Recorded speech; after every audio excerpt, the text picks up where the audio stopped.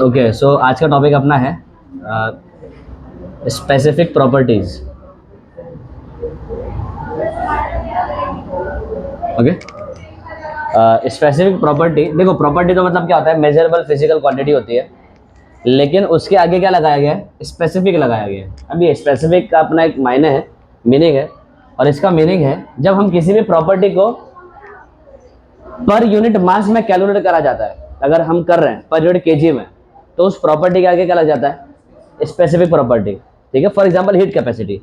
अगर तुम्हारे पास है एक प्रॉपर्टी है हीट कैपेसिटी। हीट कैपेसिटी क्या होती है कि कोई भी सब्सटेंस है, उसका टेम्परेचर मुझे 1 डिग्री सेल्सियस बढ़ाना है, तो मुझे हीट तो देना पड़ेगा। कोई भी सब्सटेंस है, उसको अगर मुझे 1 डिग्री का उसका टेम्परेचर राइज करना है, तो मुझे एनर्जी सप्लाई करनी पड़ेगी। तो amount of energy that is been supplied to increase the temperature with 1 degree Celsius, it is known as heat capacity. For example एक हनी है और एक वाटर है मेरे पास, तो अगर मेरे को दोनों का 1 डिग्री सेल्सियस बढ़ाना है टेम्परेचर, तो मेरे को इसको सर्टेन अमाउंट ऑफ हीट दूंगा, इसको सर्टेन अमाउंट ऑफ हीट दूंगा, और दोनों का हीट कैपेसिटी क्या होगा, अलग अलग। ऑब्वियस सी बात है, क्योंकि दोनों सब्सटेंस क्या है, अलग अलग है।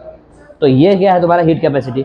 लेकिन अगर इसी हीट कैपेसिटी के आगे मैं लगा दूं स्पेसिफिक, स्पेसिफिक, तब वहां पे ये हो जाता है पर यूनिट केजी। यानी अगर मैं 1 किलो पानी लेता हूं और 1 किलो हनी लेता हूं, फिर जब मैं उसको एनर्जी सप्लाई कर रहा हूं 1 डिग्री बढ़ाने के लिए,